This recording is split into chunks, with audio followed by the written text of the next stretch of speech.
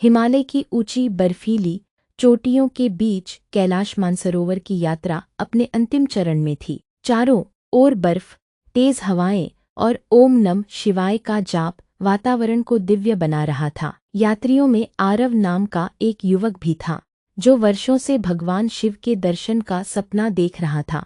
यात्रा कठिन होती जा रही थी।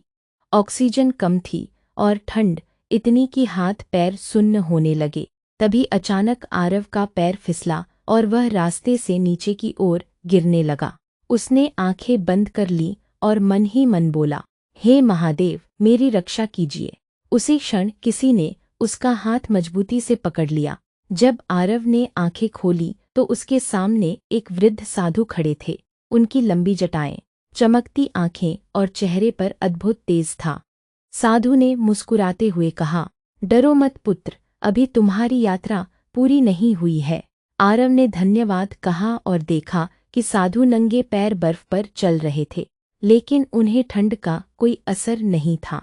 साधु बोले, चलो मैं तुम्हें एक सुरक्षित रास्ता दिखाता हूँ। कुछ देर बाद वे एक छोटी सी गुफा में पहुँचे। आश्चर्य की बात यह थी कि गुफा के अंदर बिना किसी लकड़ी या आग के गर्माहट, साधु ने आरव को जड़ी बूटियों से बनी चाय दी। उसे पीते ही उसकी सारी थकान दूर हो गई।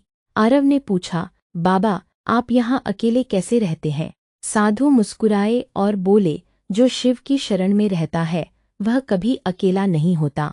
रात भर साधु ने उसे भक्ति, सेवा और अहंकार छोड़ने का महत्व समझाया। उन्होंने कहा, कैलाश तक पहुँचने से बड़ा है अपने भीतर के कैलाश को खोजना।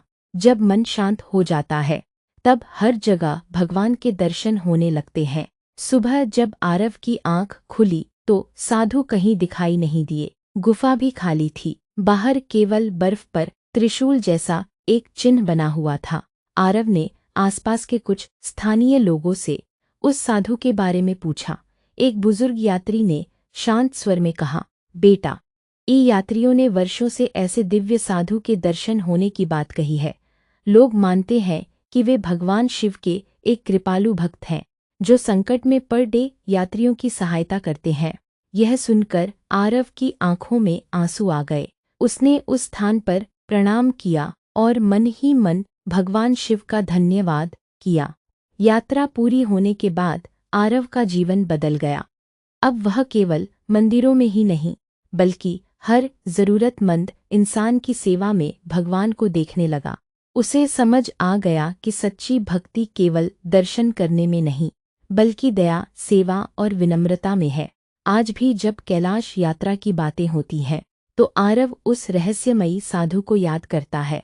वह नहीं जानता कि वे वास्तव में कौन थे, लेकिन उसके लिए वे भगवान की करुणा का प्रतीक बन गए।